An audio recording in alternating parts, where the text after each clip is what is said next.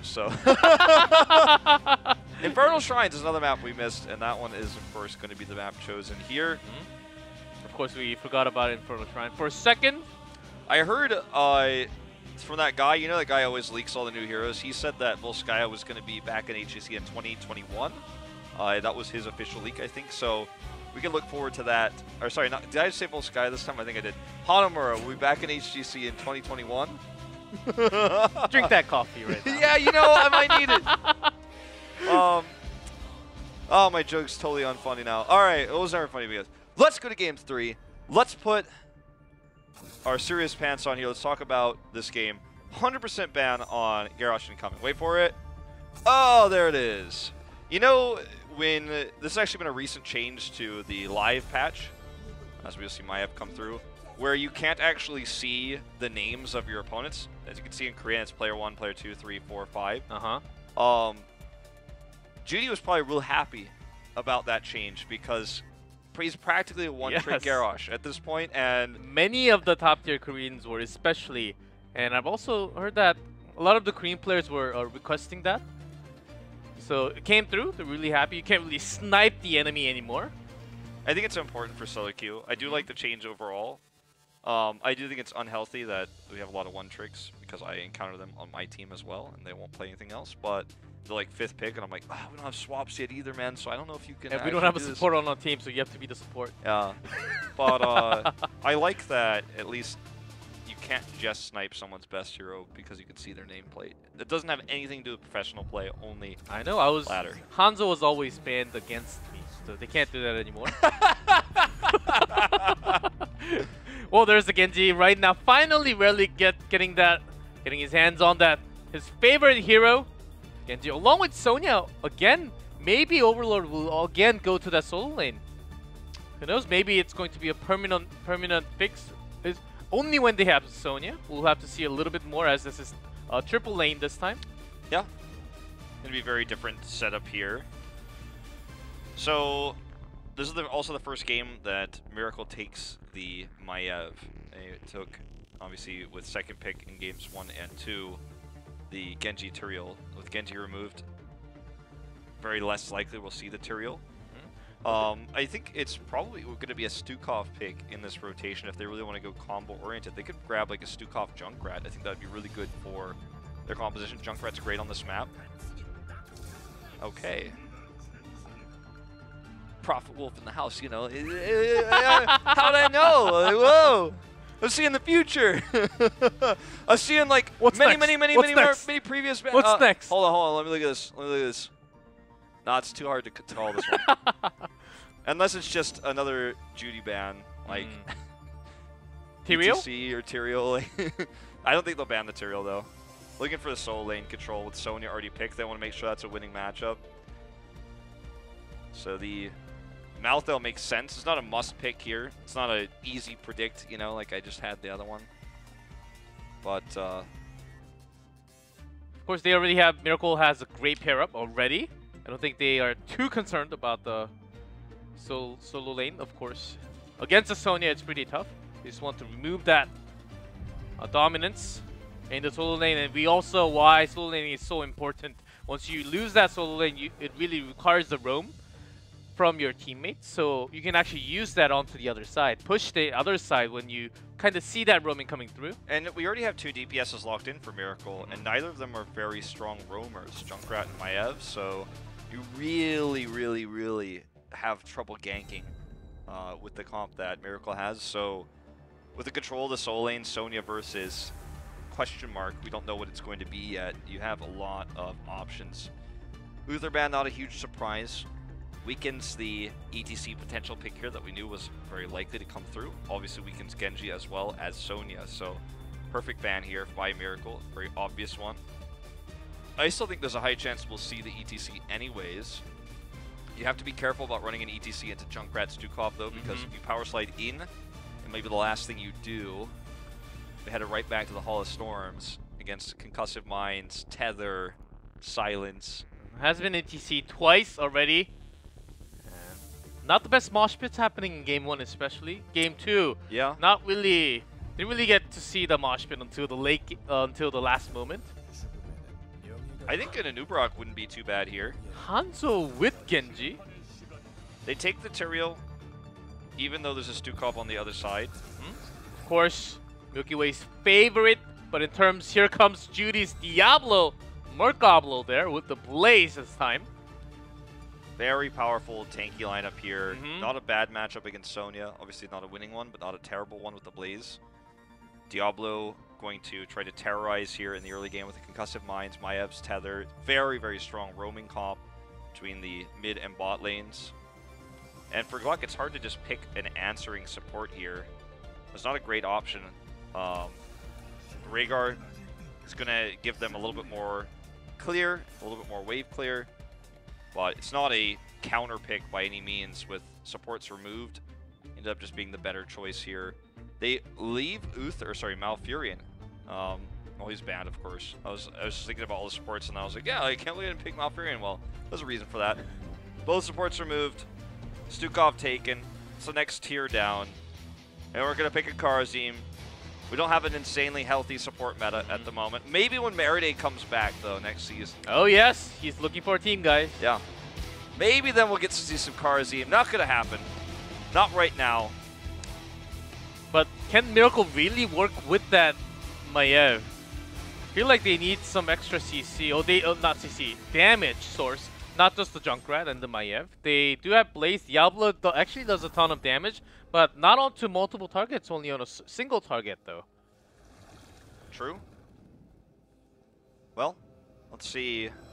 Saron on the Sonya, so not going to be that switch again. Just a Zarya-specific pick, I think. And I think overall I do like, sticking with roles like this. And they also picked up Hanzo right after, so... And I was only guessing before that Hanzo pick up because Overlord with Relic, of course, will be playing that Genji. Yeah. So let's see if now that he's got his best hero, his most played hero this season, what he can do with it. Well, showing himself early, does have his Swift Strike. He's out of there. Sad Diablo only. This is going to be much more difficult to pull off, though, as we start to see the roaming coming through from Miracle, and we see other targets besides the Genji grab, like this, for example. It's actually scary what they have. So much GC Overlord. He was caught in that trap. Oh, the mine. That was going to be the first blood right there. Diablo is just so strong, and part of the reason why he's so strong is because he has great CC, but his base auto attack damage is also very terrifying. And he can snowball his health pool up by getting extra souls from getting takedowns in the early parts of the game. So he's just such a terrifying hero. It's almost shocking that it took so long for him to become meta when you think about what his ability to control the early game is like. It's also great on this map because of his Fire Stomp too. I think it will be even more once Tucker Kane comes into competitive. I think by the time we go with the Missing Brawl, I think Diablo with Tucker Kane and a lot more CC will be so much more effective in that way. Yeah, I mean, imagine like Decker Kane's super potions plus, Diablo's health pool, and I mean, the list of synergy goes on. The Broderick Cube slows to allow him to get the position. There's a lot of cool stuff. Stay a while and listen with the APOC. There are lots of combos that has been happening, and it's actually very exciting to watch all those. Yeah, absolutely. I do think Decker Kane has a place in the meta. I don't know what it's going to be yet. We'll find out probably after the mid-season brawl. Wonder who our next hero of the Storm is going to be. We'll probably find that out too pretty soon. Miracle controlling this game with the threat of the Diablo, and that's making the solo lane dominance so much more difficult here, as you can see. They didn't have ganking DPSs, but great CC chain, but it's going to go down. We talked about we don't have great ganking DPSs in the solo lane matchup, but they've got a gank tank in Diablo. He is absolutely the gank tank. He will come up and kill you if you step over the mid line in the top lane, and that's what Sonya is trying to do with this draft. So I don't want to say he's the counter, but it's so much more difficult to use Sonya the way that GLuck wanted to when you've got a Diablo on the other side. Always correct, of course. Already a death on the solo lane. That has been the weakness of GLuck, of course, to start on getting picked up so many times. Will continue into this game.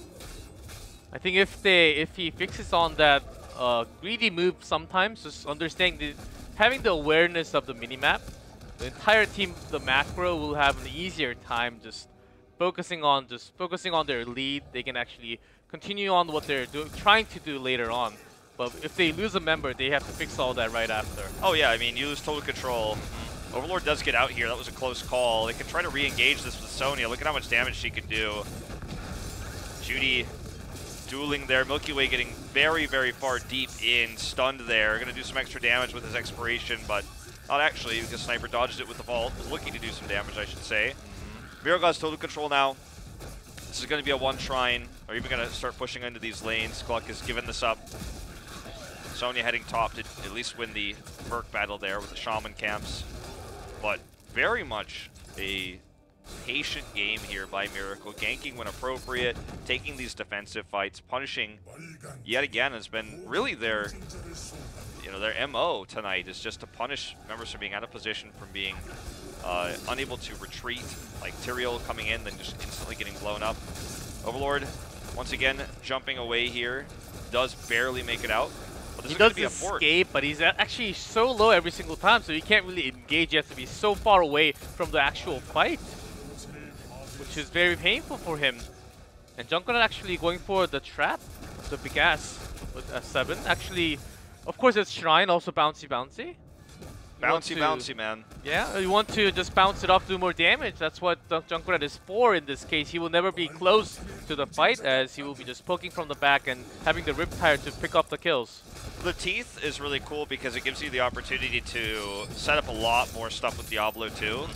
And if you're always controlling the Shrine fights early because GLuck is getting picked off, then you can have the trap set up in such a way that it makes approaching very difficult.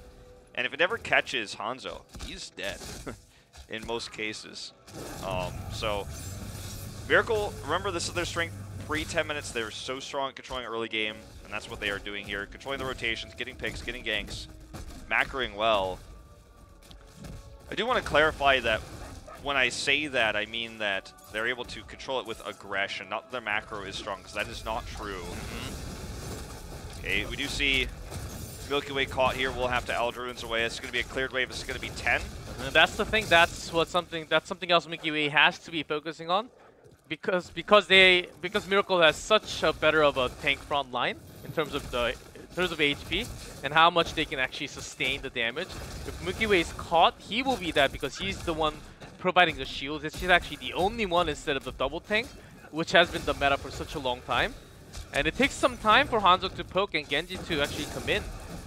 Oh, look at this peel coming through from Judy to keep Sniper alive. He's going to go ahead and get this bio kill switch heal coming through. There's no objectives right now for Miracle despite their 10 lead, so it's so frustrating for them because they can't force a fight with 10. And GLuck is actually just avoiding them so well. And even a careful push up the top from HGC means they get a little bit of damage onto the top fort. When the rotation comes up, Gunza sneaks into this neutral camp. They're going to grab it. And after grabbing this, can maybe force a rotation to the mid fort or the top one if they choose to do so. Yeah. They have some window of time before GLuck hits 10. Yeah, very short one. Souls completed here, 631. So insane health regen and health pool here for Diablo now. He's very tanky. He's very willing to go in, absorb some damage, get that burst heal coming through from Stukov once he pulls the bio kill switch. They go to the opposite lane because their camp is pushing the bottom one. Yeah, and they know that this next shrine is going to be here, so they want to control this fort, they want to control this lane so they can try and control first. At least try to take the healing fountain down. I think that's the goal. That's the minimum goal they should have right now. Absolutely. See if they can do it. Coming in here, committing to it. Halfway dead, but GLuck does rotate up, so they back off. They do see the rotation from Genji coming up slowly, but Junkrat poke will just finish off that healing fountain. Great. Such a huge move. Well done by Miracle. They were not really overextending, but getting what they want. There's a depth propulsion on to Tyrael only. Very aggressive Aldruins here from Milky Way. He wants to set up a sanctification for the fight. Sniper just teasing a little bit here. They have control of the Shrine right now. Saren does go ahead and pop his heroic. Sonic Arrows continue to check the positioning so that Overlord can poke. Sniper actually goes in, not really finding the target for the bind. He's alone, has to vault away. Yep. Sniper not actually having a great setup just yet. to drop down that cage. They need to commit now, though, because Saron stole so many of these defenders away. Judy committing in deep to the APOC. Gets the double stun here. Riptire coming out. Sniper does barely escape, but Relic's on him. Pulls the blade. Totally wasted cage here. That's not going to save you in a situation like this. Judy, such a large health pool, does survive here. Does not want to lose his stacks right now. But Miracle will lose control of the shrine, and we're getting closer and closer to that ever-ticking time bomb that is Miracle's 10 minutes plus game. Hey, GLuck was winning in numbers that cleanse from Blue Beetle. It's an amazing support player right there. I think Overlord Hanzo was going to die, got caught into APOC with the Riptire, was going to be the kill onto Hanzo, but that single cleanse made everything happen. Yeah, very well played. They grab this, they're working their way back into this game. They've already split Relic to the bot lane so that they actually grab all the experience. They know this is going to be a huge punisher for them because they don't have too much range damage outside of the Hanzo, which is very risky to try to poke with onto a fort like this. And they're even going to send Saron over here to clear this too. So GLuck just taking a safe Immortal. They don't gain that much from this, but they do grab some experience gain. They do catch up in that regard. So far, even in the Shrine Zone, they were not really positioning themselves too close that Maiev will come in anytime and Umbro bind them. They were just away. This time they have to go in, contesting for the camp. Gets away. Milky Way is stuck in here, does not have his Aldruins anymore. Cleanse coming through, but I think it's a bit too late this time. Saron does find his way out here. They avoid the Tyrael damage. That's a nice grab here for Team Miracle. Seeing it come into this fight again.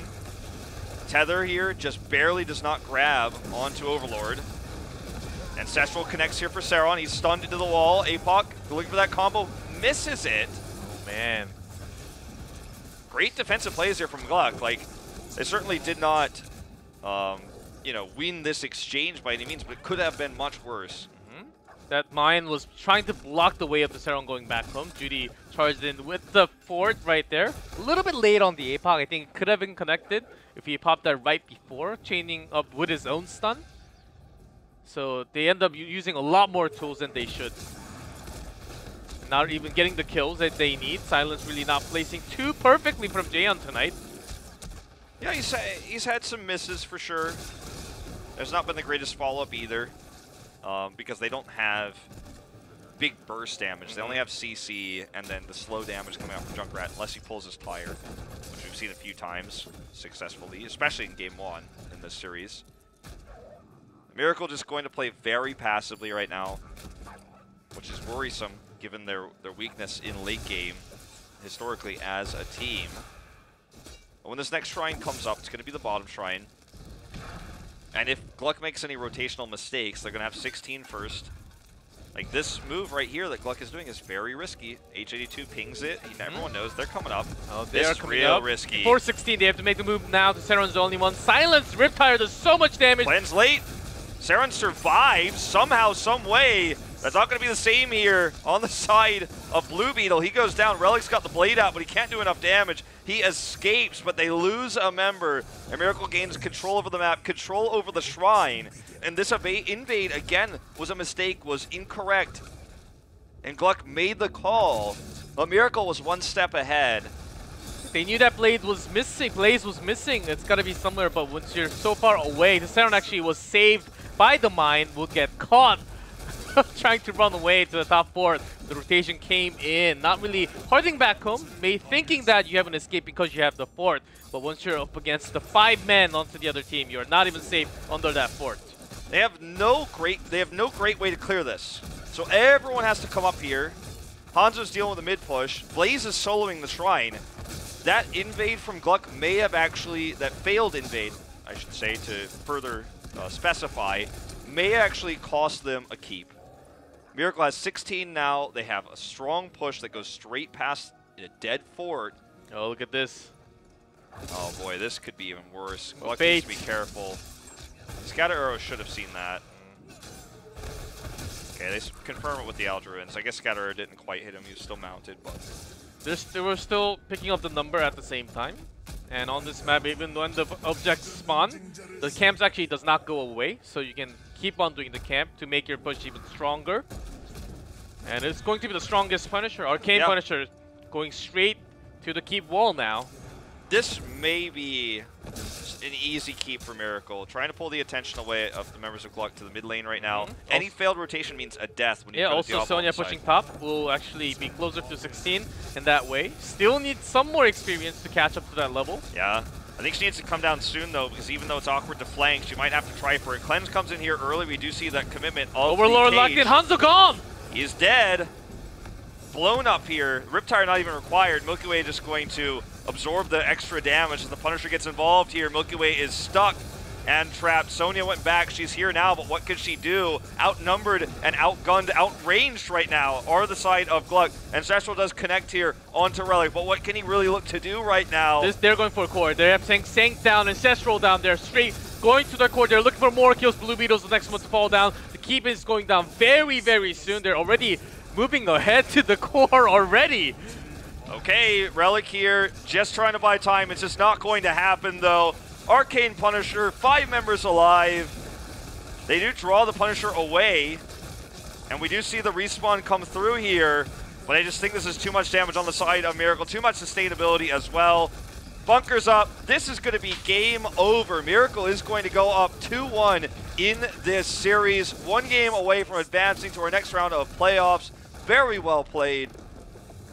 And GLuck with some aggressive overextensions, just the ability to understand there is a Blaze taking a camp. We want to punish it, but the rotation was too slow. They heavily committed